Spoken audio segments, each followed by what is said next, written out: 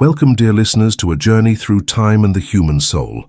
Today we shall depart for the England of 1878, where snowstorms hide intertwined destinies and where true love faces the conventions of a rigid society. This is the story of Margaret, a woman who lost everything but never lost her dignity, and of Edmund, a prince who discovered that titles mean nothing without authenticity of the heart. Before we begin this journey through the frozen lands of Northumberland, I would like to know, where are you watching us from? Share your city with us in the comments.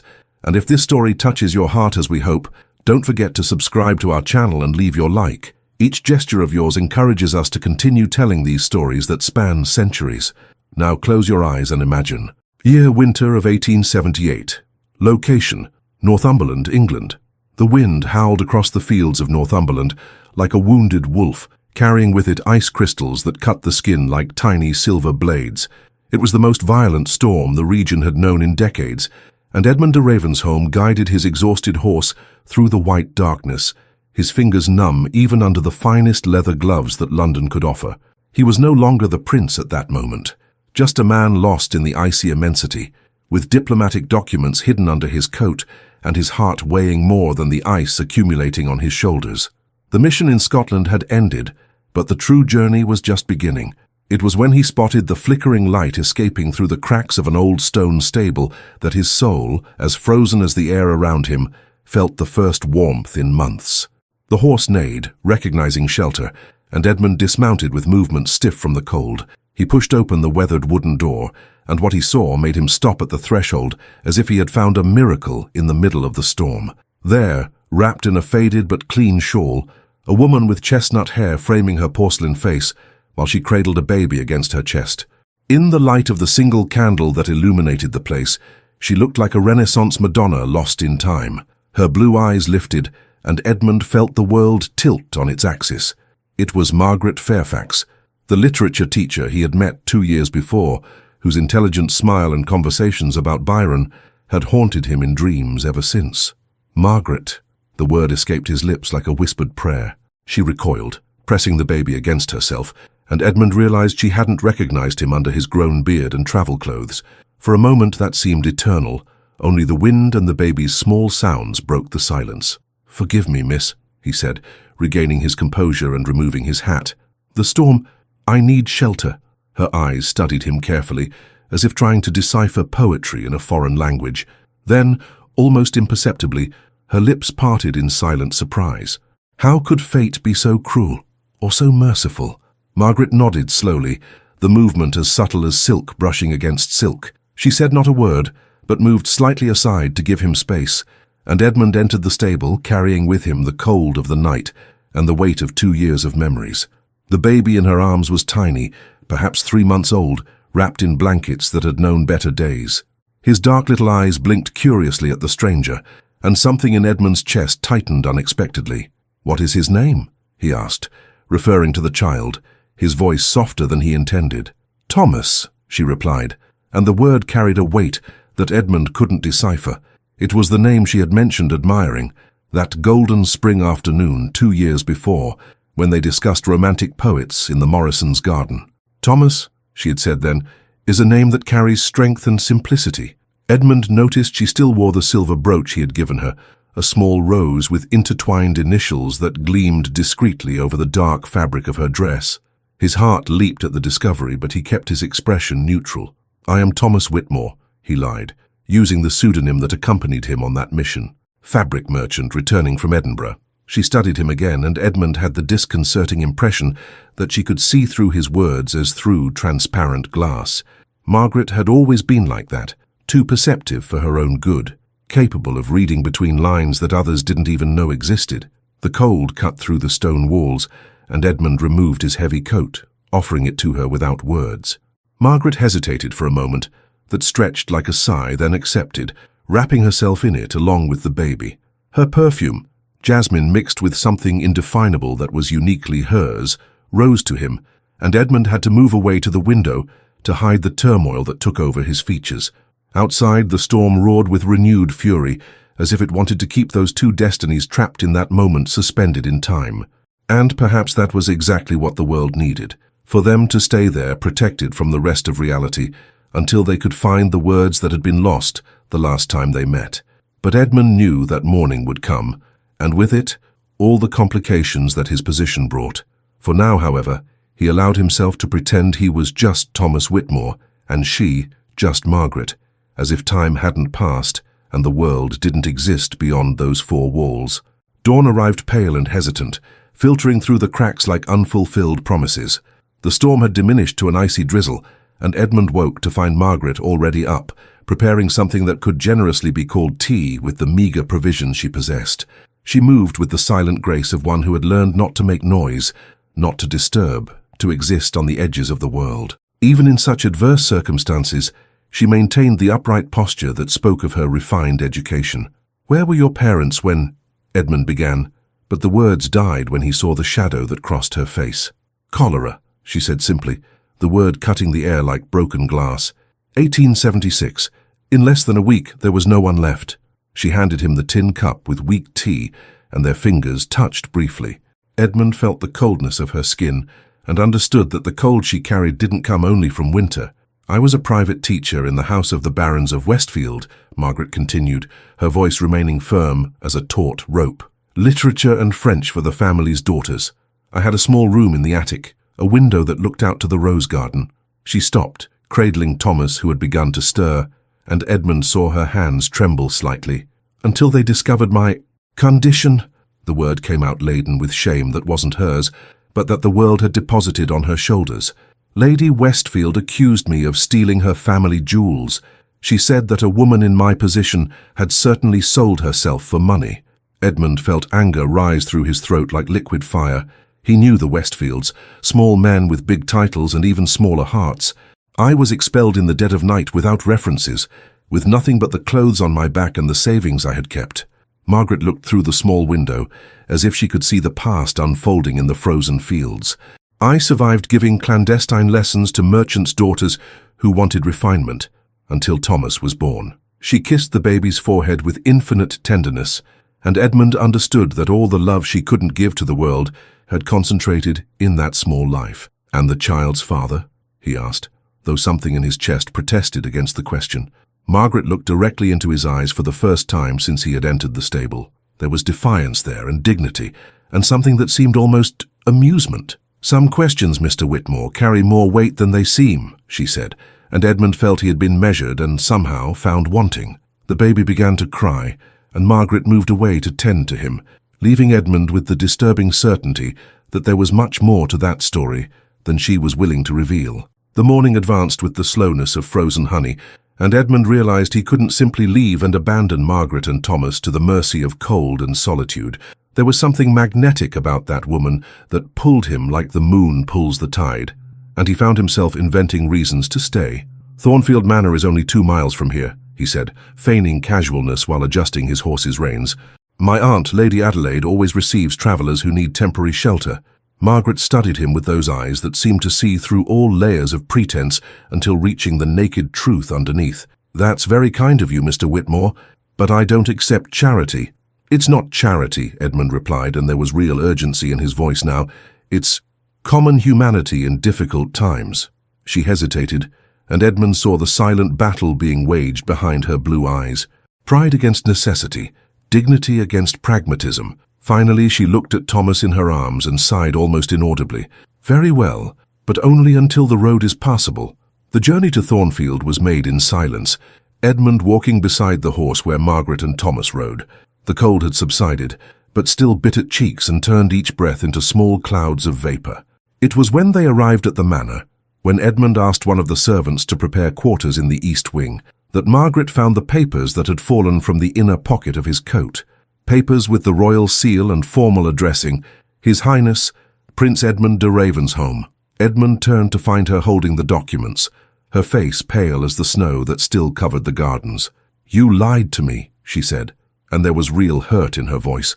"Margaret, I can explain. Your Highness." She made a stiff, formal curtsy that created a distance of miles between them, even though they were only a few steps apart. "I beg pardon for the informality." "No," Edmund advanced, but she stepped back. "Please, don't do this. Don't pull away like that. And how should I behave?" There was bitterness now, mixed with something that sounded dangerously close to contained tears. "I am a fallen governess with a bastard son, and you are. I am the man who never forgot the afternoon we discussed Byron in the Morrisons' gardens," he said, his voice low but intense. "I am the man who spent 2 years trying to find out what had happened to you, only to discover you had disappeared like smoke." Margaret stopped, holding Thomas tighter against her chest. "You looked for me?" "Everywhere. But they told me you had fled with an Irish merchant to the Americas.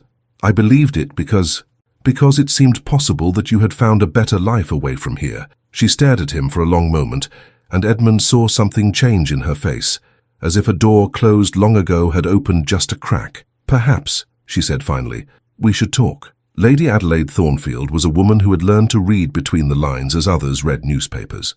At 55, widowed for 2 decades, she governed Thornfield Manor with a firm hand and a heart surprisingly tender toward the unfortunate. It was she who found Edmund in the library that afternoon, while he stared at the flames in the fireplace as if they could burn away the complications of his life. "So it's her," Adelaide said, not as a question, but as confirmation of something she already knew. Edmund didn't pretend not to understand. "How did you know?" "My dear boy, you spoke of that young teacher for months after that meeting, and now she appears at our door with a baby who has exactly your eyes." Edmund turned abruptly. "Aunt Adelaide." "Oh, don't worry. I'm neither blind nor moralistic. But others can be both," she approached, the silk of her dress whispering against the carpet. "Lord Pembroke sent correspondence this morning." Edmund's stomach plummeted. "What does he want?" "What he always wanted. Your marriage to Lady Rosalind Ashworth before the end of April. The consolidation of political alliances that your father considers essential, and you behaving like the prince you're expected to be." Adelaide handed him the sealed letter with Pembroke's seal. Edmund opened it with fingers that trembled slightly with contained rage. "Highness," read the letter in perfect calligraphy, "disturbing rumors have reached my ears about your hosting of a person of questionable reputation.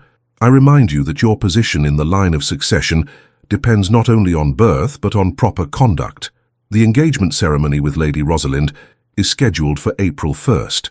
Any distraction must be eliminated before then. The kingdom will not tolerate scandals." Edmund crushed the letter with enough force to tear the paper. "He cannot." "He can, yes," Adelaide said softly, "and you know it. The crown has power over titles, over properties, over guardianships of children born out of wedlock." The words fell like stones in calm waters, creating waves that spread through the library's silence. "He wouldn't dare."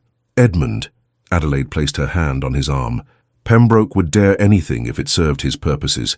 And an illegitimate child of royal blood would be a powerful weapon in his hands, don't you think?"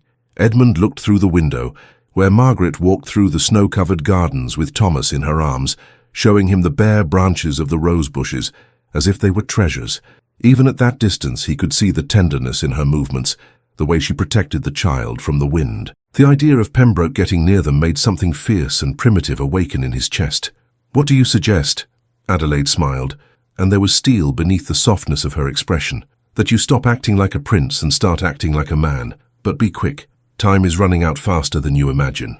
That night Edmund couldn't sleep. He walked the corridors of Thornfield until the moon rose high and silver, and when he finally went to check if Margaret and Thomas were well settled, he found the room empty. On the desk, a note in familiar handwriting. "Some cages, no matter how golden they may be, remain cages. Thank you for the kindness." Edmund ran to the window and saw footprints in the snow, following toward the river. The River Tyne ran black as ink under the waning moon, its waters whispering secrets that only the desperate dared to listen to. Margaret held Thomas against her chest, wrapped in all the blankets she had managed to carry, as she walked along the bank looking for the small pier where cargo boats made stops. She had heard the conversation in the library. Thornfield's walls were old, and stones kept echoes like they kept moisture.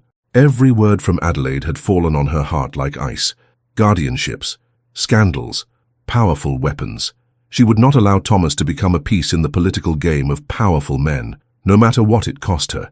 The baby whimpered softly, feeling the cold that seeped through the clothes. Margaret murmured a lullaby her mother used to sing, her voice tremulous both from cold and emotion. "We'll find a place where we can be just the two of us," she whispered against the small warm head, "where no one will know who we are or where we came from." The boat appeared around the river's bend, like a darker shadow against the darkness, its sails billowing in the icy wind. Margaret waved with the white shawl she had brought, and the captain, a rough but not cruel man, helped her board. "Where to, lass?" "Newcastle," she said, handing him the few coins she possessed. "And from there, wherever fate allows." As the boat moved away from the shore, Margaret looked one last time at Thornfield Manor, its lit windows shining like golden eyes in the distance. In one of them, she knew Edmund would discover her escape and feel, what? Relief at being free of complications? Or something deeper? It didn't matter. She had made her choice. The wind whipped her face, carrying tears she didn't know if they were from cold or sorrow. Thomas slept now, oblivious to the fact that his mother had just cut the last thread that connected them to any possibility of belonging. 3 days later in Newcastle, Margaret spent her last savings on passage for a steamer that would depart for New York the following week. The room she rented in a modest inn smelled of mold and loneliness, but it was clean and Thomas was warm. She wrote letters, one to Edmund, explaining her decision, which she tore before finishing, another to Lady Adelaide, thanking her for her kindness, which she also didn't send. Some things were better left in silence. On the eve of departure, while walking through the docks to check the ship's preparations, Margaret felt a familiar presence. Her heart stopped before she even turned around. Edmund was there in the middle of the crowd of passengers and stevedores, still wearing the travel clothes he had used to traverse the 3 cities that separated her from Thornfield. His eyes met hers across the distance, and the world around them disappeared. For a moment that stretched like eternity, neither moved. Then Edmund began walking toward her, and Margaret knew the moment had come to face the truth she had been fleeing for 2 years. Edmund had abandoned parliamentary sessions, ignored 3 urgent summons from his father, and used all the influence he possessed to command the fastest steam train available. For 3 days he followed Margaret's trail through port cities, questioning merchants, innkeepers, anyone who might have seen a young woman traveling alone with a baby. In Hexham, he learned she had bought provisions for a long journey. In Corbridge, that she had asked about ships to America. In Newcastle, finally, he found the ticket seller who remembered the sad blue eyes and the baby who didn't cry. "Steamer Northern Star," said the man, counting the coins Edmund offered him for information. "Departs tomorrow at noon for New York. Cheapest cabin on the ship, but paid cash." Edmund looked at the immense ship anchored in the port, its chimney releasing lazy steam against the grey sky. Somewhere in that labyrinth of iron and wood was the woman who made him question everything he thought he knew about himself. He bought a passage in the cabin next to hers. The night was the longest of his life. Edmund walked the deck, imagining what he would say when he found her. How to explain that he had left behind responsibilities that could affect the kingdom's destiny. How to make her understand that he preferred exile in America to a life of empty privileges without her. When dawn broke, he found her on the lower deck, contemplating the dark waters of the Tyne while Thomas slept in her arms.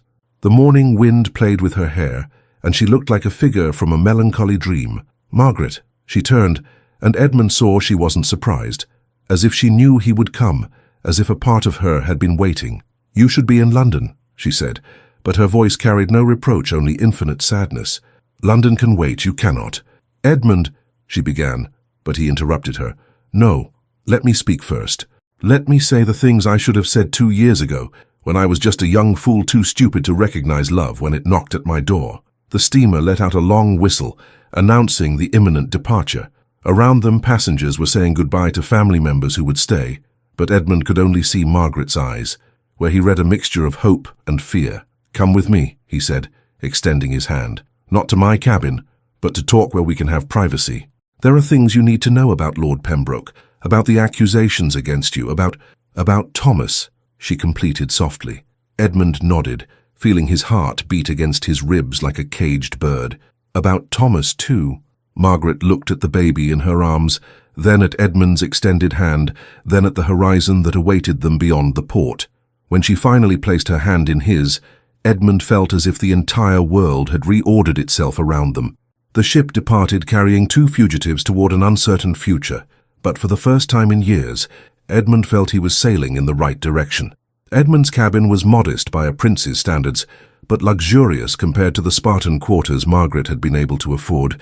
He guided her to the small armchair near the porthole, where the sea light created dancing patterns on the wooden walls. Thomas had awakened, and watched Edmund with the solemn curiosity that only babies possess, as if he could see through all adult pretenses to the true essence underneath. "He has your eyes," Margaret said softly, breaking the silence that had stretched between them like a fragile bridge. Edmund felt something shift in his chest, as if a puzzle piece had finally found its place. "Margaret, what happened that night?" She looked away to the porthole, where the Atlantic waters stretched infinite and indifferent. "Do you remember the spring party at the Morrisons' house? You had drunk a bit too much champagne, and I had too. We walked through the gardens, talked about Byron, about how he wrote about passion like someone who knows fire from within." Edmund remembered. He remembered how she quoted verses from memory, how her voice sounded like music in the warm night breeze, how he had felt brave enough to kiss her under the rose pergola. "You disappeared the next morning," he said. "When I asked about you, they said you had gone to visit sick relatives." "A merciful lie," Margaret smiled sadly. "Lady Morrison noticed the intimacy between us. She said I was forgetting my place, that a governess shouldn't entertain romantic fantasies with men above her social position. And you believed her?" "I believed what I saw in the newspapers a few weeks later. Your engagement to Lady Rosalind had been announced." Edmund closed his eyes, remembering his father's pressure, the political negotiations that happened over his head like storm clouds. "That engagement was broken 3 months later. I never loved Rosalind. But when I discovered I was expecting Thomas, the world believed you would marry her. What place would there be for me in that equation?" Edmund knelt before her, taking her free hands in his. "The place that should always have been yours, by my side."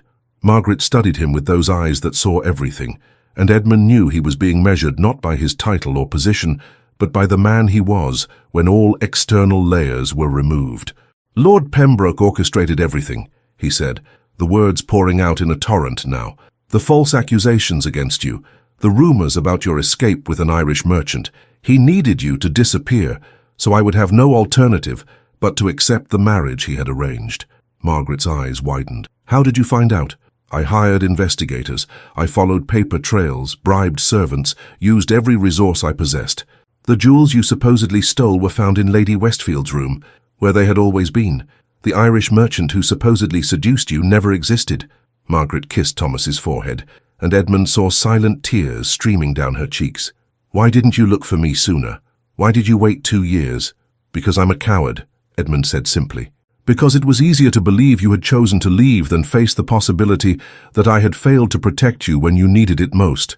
The ship swayed gently, rocking them in its hypnotic rhythm. From the upper deck came distant voices and the sound of the crew working, but there in that small cabin there were only the 3 of them, and the truths that were finally being told. "I'm going to renounce the title," Edmund said suddenly. "Edmund, no. I'm going to renounce, and we'll stay in America. Thomas will grow up free, away from court intrigues. You can teach again. I can learn some useful trade." Margaret stared at him for a long moment, then did something he didn't expect. She laughed, a low musical laugh that filled the cabin like sunshine after rain. "Do you have any idea how ridiculous it is to imagine an English prince learning a trade in America? For you two, I would learn anything." And in those words, Margaret heard the truth she had been searching for 2 years.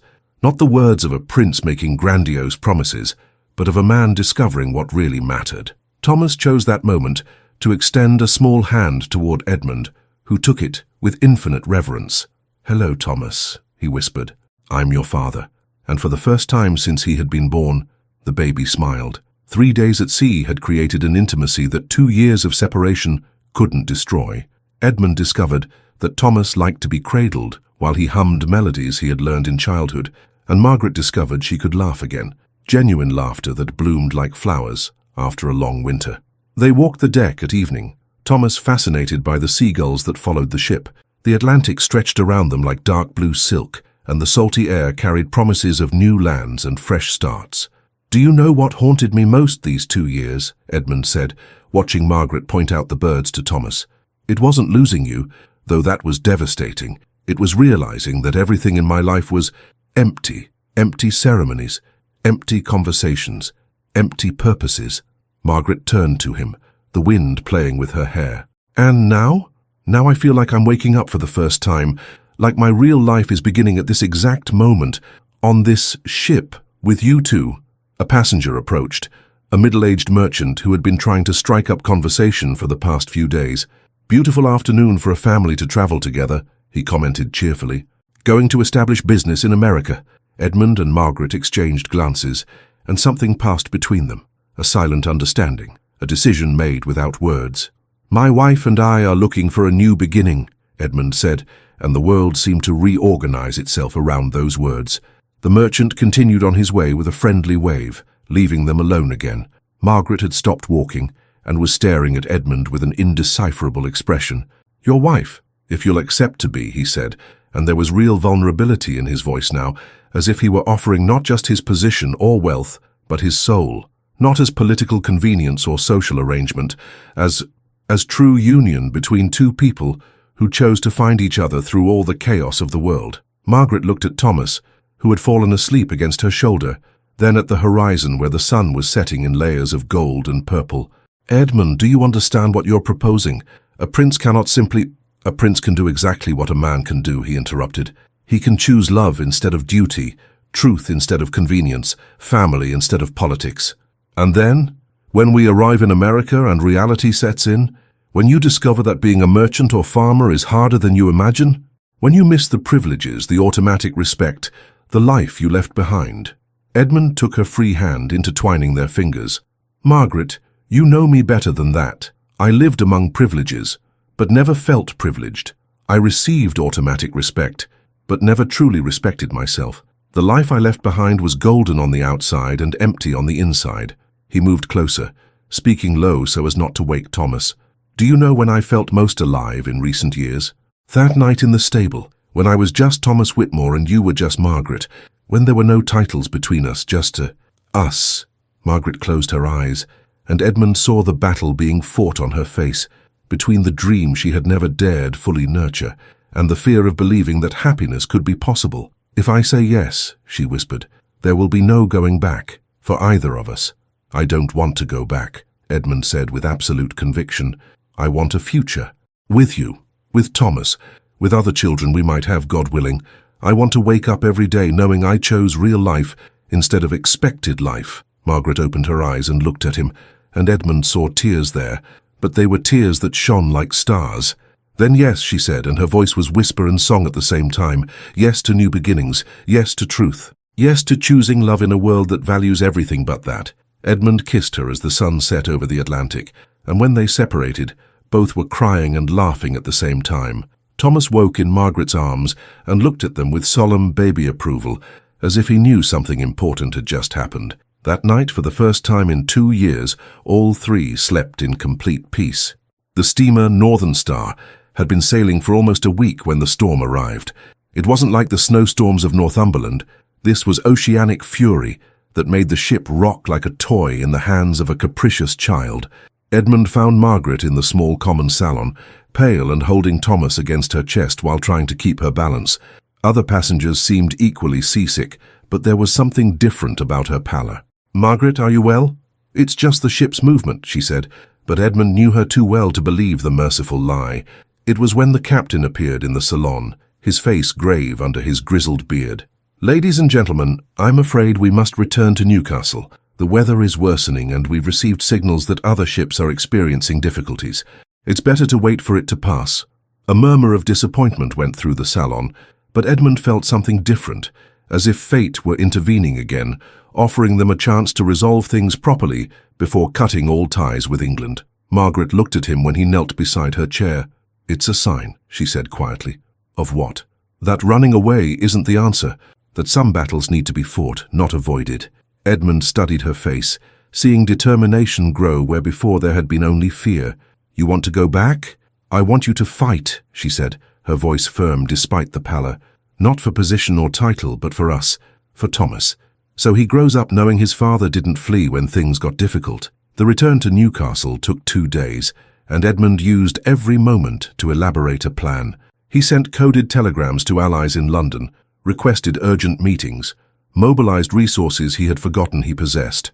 In his cabin, while Margaret rested with Thomas, he organized the evidence his investigators had collected about Pembroke, receipts for payments to bribed servants, letters revealing the conspiracy, witnesses willing to speak. Edmund, Margaret approached, carrying Thomas, who was drooling happily. You need to know something. She hesitated as if the next words were difficult to form. Lord Pembroke, He offered me money, before the false accusations. He said if I disappeared voluntarily and never returned, I would receive enough to live comfortably in the colonies. Edmund stopped organizing the papers. And you refused? Obviously I refused, but Edmund, he knew about Thomas before I even knew. He must have spies everywhere, people who report everything that happens in noble houses. Edmund felt the familiar anger rise through his throat, but this time it wasn't blind rage. It was controlled fire, directed toward a purpose. So he already knew he had gotten what he wanted when he orchestrated your destruction. He wanted to make sure you would never return, never make claims, never give you a reason to refuse the marriage he had arranged, Margaret completed. Yes, and it almost worked. When the ship docked in Newcastle, Edmund had already received replies to his telegrams. Lord Hartwell, a Liberal ally in Parliament, would be waiting for them in London. Lady Pemberton, an influential cousin of the Queen, had agreed to receive them. And most importantly, the reformist press was interested in the story. "Are you sure you want to face this?" Edmund asked, as they prepared to disembark. "It will be difficult. There will be scandal, gossip, judgments." Margaret adjusted the shawl over her shoulders and raised her chin with dignity that made Edmund fall in love with her anew with every moment. "I prefer to face the storm with you than live in false calm without you." And so, instead of fleeing to America as exiles, they returned to London as warriors, ready to fight for truth and the right to choose their own destiny. The real battle was just beginning. London in March was a city of contrasts. Elegant carriages sharing muddy streets with street vendors, imposing mansions rising alongside overcrowded tenements. Edmund guided Margaret and Thomas through the crowd toward Lord Hartwell's offices, where the first crucial meeting awaited them. Lord Hartwell was a thin, middle-aged man with intelligent eyes that missed no details and a reputation for integrity that even his political enemies respected. He received them in his private library, away from curious ears. "Your Highness," he said, rising respectfully, but there was genuine warmth in his greeting. "And this must be Miss Fairfax." "Mrs. Whitmore," Edmund corrected gently, and Hartwell raised an eyebrow but asked no questions. Edmund presented the evidence systematically, the payment receipts, the intercepted letters, the testimonies of servants Pembroke had bribed. Hartwell examined each document with meticulous care. "It's damning," he said finally, "but Pembroke has powerful allies. It won't be enough just to prove his guilt. We need to make it politically impossible for him to continue his maneuvers. What do you suggest?" "Publicity. The reformist press is eager for stories that expose corruption in the aristocracy. If we can get the London Chronicle to publish this." "No," Margaret spoke for the first time since they had arrived. "I don't want Thomas to grow up being known as the bastard son whose scandal brought down a lord." Hartwell studied her with new respect. "Then what do you suggest, madam?" Margaret exchanged glances with Edmund, and he saw strategy forming behind her blue eyes. "Marriage," she said simply. "Public, formal, with all the appropriate rituals. If Edmund marries me officially, Thomas automatically becomes a legitimate heir. Pembroke loses the main weapon he has against us." "But the scandal." "What scandal?" Margaret smiled, and there was sharp steel beneath the softness. "A young widowed prince who falls in love with a virtuous teacher, discovers she was slandered by political enemies, clears her name and marries her for true love. That's not scandal. It's romance." Hartwell began to laugh, a laugh that grew until it filled the library. "Brilliant, absolutely brilliant. We turn Pembroke from political manipulator into romantic novel villain." In the weeks that followed, the campaign unfolded with military precision. Lady Pemberton, who had always loved good intrigue, opened her salons to Margaret, introducing her to society as that poor dear who was so badly treated.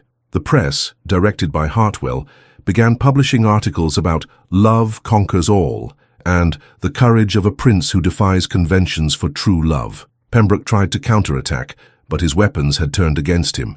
Every move he made to discredit Margaret only increased public sympathy for her. When he tried to question Thomas's paternity, Edmund publicly challenged anyone who doubted his word. The final blow came when Margaret appeared at a charity event for orphans, carrying Thomas and speaking eloquently about the importance of protecting vulnerable children. The irony was lost on no one. Here was a woman who had been falsely accused defending other victims of injustice. "Pembroke is defeated," Hartwell said during a final meeting. "His allies are distancing themselves. Public opinion is completely on your side. And the Queen, so well, Her Majesty has always had a weakness for true love stories." Edmund looked at Margaret, who was cradling Thomas near the window where the afternoon light gilded her hair. "When can we marry?" "The special license will arrive tomorrow. After that, whenever you want." That night, as they walked through the gardens of Thornfield where it all began, Edmund took Margaret's hand and stopped under the pergola where they had kissed for the first time 2 years before. "You know this means we can never run away to America," he said. "Who says I still want to run away?" Margaret smiled, adjusting Thomas in her arms. "I discovered I prefer to fight." And when Edmund kissed her under the stars, both knew they had found something more valuable than titles or positions. They had found the courage to be exactly who they were, together. Spring arrived at Thornfield like a fulfilled promise, bringing with it flowers that bloomed in the gardens and an air of renewal that seemed to touch every corner of the property. The family chapel, which had remained closed for years, was opened and prepared to receive the most anticipated ceremony of the social season. Margaret woke on her wedding day, with Thomas drooling happily in her arms and the first rays of sun filtering through the lace curtains at the window. Lady Adelaide had insisted she stay in the main suite, as is appropriate for the future wife of a duke, and Margaret was still surprised by the genuine kindness of the older woman. There was a gentle knock at the door, and Adelaide entered carrying a tray with tea and something wrapped in blue silk. "How do you feel, my dear?" "Like I'm about to wake from a very long dream," Margaret replied honestly, sitting up in bed with Thomas in her lap. Adelaide smiled and handed her the package. "This belonged to Edmund's mother. She made me promise it would be worn by the woman who truly conquered his heart, not by any politically arranged bride." Margaret unwrapped it carefully, revealing a simple but exquisite pearl necklace with a blue sapphire pendant that shone like a tear of happiness. "It's very fine," she whispered. "As are you," Adelaide said, kissing her forehead with maternal tenderness. Edmund chose well. The morning passed in a sequence of gentle preparations. Margaret didn't want ostentation. She had insisted on a small ceremony, only close family and intimate friends. Her dress was simple cream silk, but cut with perfection that enhanced her delicate figure. Her hair was pinned in a low chignon, with some loose strands framing her face. Across the hall, Edmund prepared with the help of his valet, but his mind was completely focused on the woman who in a few hours would become his wife. There were moments when he still couldn't believe they were really doing this, that they had fought against all expectations and won. Thomas would be carried by Adelaide during the ceremony, since Margaret wanted her hands free to exchange vows properly. The baby, as if understanding the importance of the day, was particularly good-humored, smiling at everyone who approached. The chapel was decorated simply with flowers from the garden, white roses and lavender that filled the air with gentle perfume. The dark wooden pews gleamed with beeswax, and light filtered through stained glass windows created colorful patterns on the stone floor. When the moment came, Margaret walked down the aisle alone, a deliberate choice that symbolized her independence and strength. There was no father to give her away, but she didn't need to be given away by anyone. She was choosing Edmund as much as he was choosing her. Edmund waited for her at the altar, magnificent in his navy blue military uniform with gold details. But what made Margaret's heart race wasn't the imposingness of his appearance. It was the vulnerability in his eyes, the way he looked at her as if she were a miracle made real. The local reverend, a gentleman who had known Margaret's parents, conducted the ceremony with simple dignity. When it came time for vows, Edmund took Margaret's hands in his and spoke with a clear voice that carried through the chapel. "Margaret, you taught me that true love isn't about position or convenience, but about choosing one person every day, through storms and calms. I promise to be your companion, your equal, your protector when you need protection, and your strength when yours fails. I promise that our children will grow up knowing they were conceived in love, not duty." Margaret felt tears streaming down her cheeks when her turn came. "Edmund, you showed me that worth doesn't depend on birth or circumstances, but on character and choices. I promise to walk beside you, not behind or ahead, but as a true partner. I promise that our home will be built on truth, not appearances, and that our love will be refuge for all who need kindness." When the Reverend declared them husband and wife, the kiss they shared was gentle, almost reverent, a seal not only on their vows, but on a journey that had begun in a snowstorm and led them through separation, pain, struggle, and finally to this moment of pure joy. Thomas chose exactly that moment to clap his little hands and laugh, making the entire congregation burst into affectionate laughter. As they walked down the aisle as husband and wife, Margaret looked through the chapel window and saw that it had begun to rain gently, not the cold rain of winter, but the warm rain of spring that makes new flowers grow. It was, she thought, absolutely perfect. Their first wedding anniversary found Edmund and Margaret amid changes neither had anticipated. The Duke had passed away peacefully in January, leaving Edmund as the new Duke of Ravensholm and Margaret as Duchess, titles both carried with more awareness of responsibility than privilege. The old stable where they had met that stormy night had been transformed into the county's most beloved community library. Margaret had insisted it be opened not only to the local aristocracy, but to anyone who wished to learn. Merchants' daughters, farmers' wives, even some of the braver women who worked in nearby factories. Thomas, now 15 months old, was taking his first wobbling steps through the renovated garden, always watched with pride by two parents who still couldn't quite believe their happiness. He had developed the adorable habit of extending crushed flowers to any visitor, a radiant smile lighting his face when they were accepted. It was an April morning when Margaret made the discovery that would change everything again. She was in the community library, helping a young woman choose poetry books, when a sudden wave of nausea made her lean against the nearest shelf. The sensation was familiar, a memory of the body she recognized immediately. That afternoon, when Edmund returned from a meeting about improving working conditions at local factories, he found Margaret in the garden, watching Thomas play with leaves falling from a nearby tree. "You're radiant today," he said, kissing her nape as he approached from behind. "Edmund," she turned in his arms, and he saw something in her eyes that made his heart race. "We have something to discuss. Something good, or something worrying. Something unexpected." Margaret smiled, taking his hands and placing them over her still flat belly. "It seems Thomas will have a brother or sister in about 8 months. Edmund stood still for a moment, processing the words. Then a smile spread across his face like a rising sun, and he spun her in the air, making her laugh while Thomas clapped in approval. "Are you certain?" "Absolutely. And this time," she said, kissing him gently, "there will be no secrets, no fear, nothing but joy." That night, after Thomas was put to bed, they walked through the gardens where so much of their story had unfolded.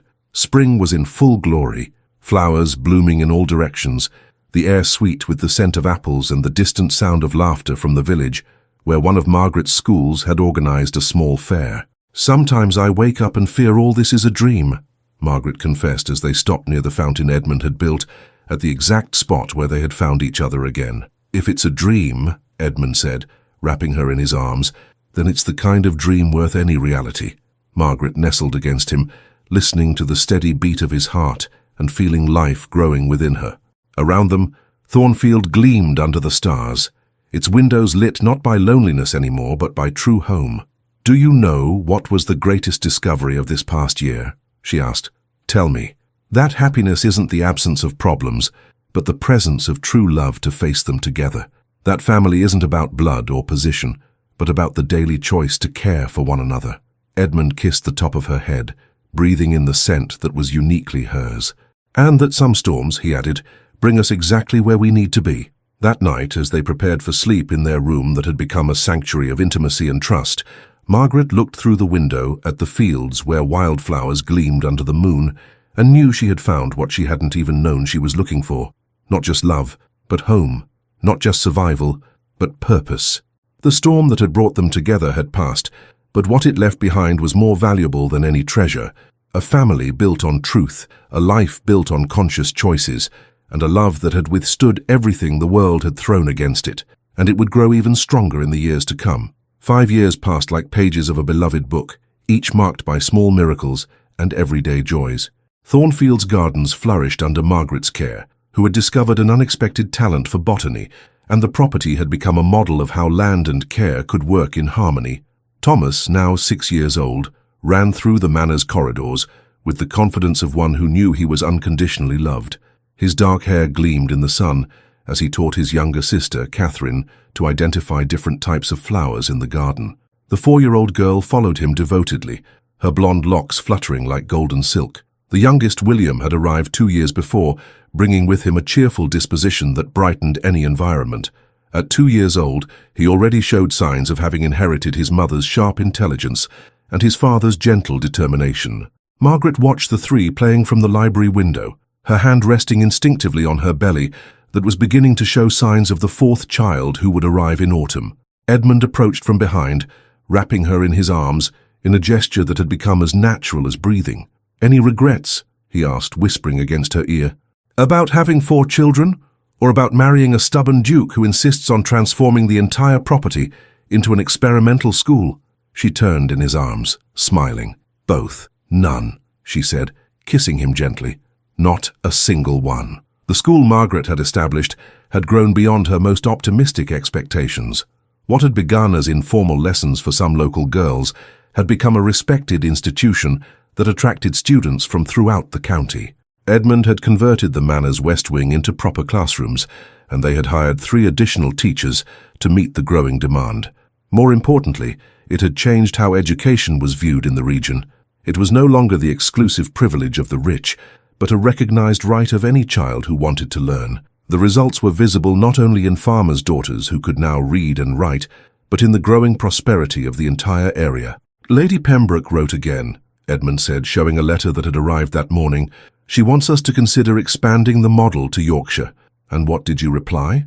"That we need to talk first. This is our family, our life. I don't make decisions that affect us without consulting you." Margaret smiled, touched by the consideration he always showed. In 5 years of marriage, Edmund had never used his position to invalidate her opinions or make unilateral decisions. They were true partners in every aspect. That afternoon, after the children had been put to bed by their loving nanny, Edmund and Margaret walked to the old stable, now transformed into the county's most beloved community library. The walls that once sheltered only hay and horses now kept thousands of books and the dreams of hundreds of young people who came there seeking knowledge. "Do you remember the first night we spent here?" Margaret asked, caressing the stone wall. "How could I forget? You were holding Thomas, looking like a Madonna lost in the storm. I thought you were a hallucination caused by the cold. And I thought you were just another man trying to take advantage of a woman in desperate circumstances." They laughed, remembering how wrong they had both been about so many things in those first moments. "Do you know what impresses me most?" Edmund said, pulling her into his arms at the exact spot where they had found each other again. "How our children grow without fear. Thomas never questions if he's loved. Catherine never doubts her worth. William smiles as if the world were a safe place." "It's because they're raised in truth," Margaret replied. "They know they were chosen, that they're wanted, that they have a guaranteed place in the world regardless of anything." Edmund kissed her, a kiss that carried the weight of 5 years of deepened love, of challenges faced together, of shared joys and realized dreams. When they separated, Margaret looked around the library illuminated by the soft light of candles and understood she had found something more precious than any title or position. She had found purpose, not just as wife or mother, but as a woman who used her gifts to make the world slightly better. "Accept Lady Pembroke's proposal," she said suddenly. "Are you sure? Our family is strong enough to share our happiness. And there are many other girls out there who deserve the chance we're giving to those here." Edmund smiled, and in that smile Margaret saw the same man she had met in a snowstorm, but transformed by love and fatherhood into someone even better. They walked back to the manor hand in hand, passing through gardens where flowers bloomed under the stars. At the main door they stopped to look at the lit windows of their home, each light representing a life they had built consciously, with deliberate care and love. "No regrets?" Edmund asked one last time. "None," Margaret replied, with absolute certainty. "This life we built is exactly what it should always have been." And when they entered their home, where their children slept safely and the future stretched before them full of possibilities, both knew they had fulfilled the most important promise of all, to create true love in a world that doesn't always value it. The storm that had united them had been only the beginning. What they built afterward, day after day, choice after choice, was the true miracle.